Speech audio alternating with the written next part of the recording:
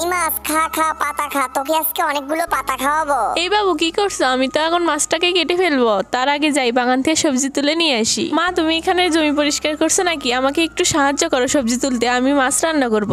Mummy তো বললো মাছটাকে নাকি কেটে ফেলবে, কিন্তু আমি তো এটা হতে দেবো না। মাম্মি আসার আগেই মাছটাকে ঘরের ভিতরে লুকিয়ে ফেলি। আরে কি হলো, বলের ভিতর থেকে মাছটা কই গেল? আশেপাশেও তো দেখতেছি না। আরে মাম্মি, মাছটা তো নদীতে চলে গেছে। পাগল ছেলে, এখানে নদী কই পেলি যে মাছ চলে যাবে? সত্যি কথা বল, মাছটা কি কই রাখছিস?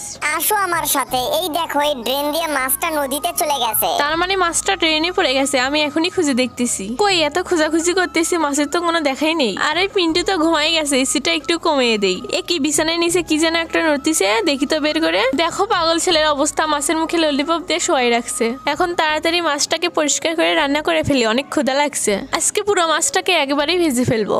আরে আরে, বিছানার নিচে আমার মাছটা কোথায় গেল? মাম্মি, তুমি আমার মাছটাকে দেখেছো কোথাও? আরে পিন্টু, আমি মাছটাকে তো রান্না করে ফেলেছি। তোমাকে আমি অনেকগুলো মাছ দেবো, আমার মাছটাকে এনে দাও তাড়াতাড়ি। হইছে হইছে, কান্না করা বাদ দিয়ে এবার মাছ খা। আরে বাহ, মাছটা তো খেতে অনেক সুস্বাদু। এই যে বন্ধুরা, তোমরা ভিডিওতে লাইক করে চ্যানেলটি সাবস্ক্রাইব করে দাও আর কমেন্ট করে বলো কার কার মাছ ভাজা খেতে ভালো লাগে।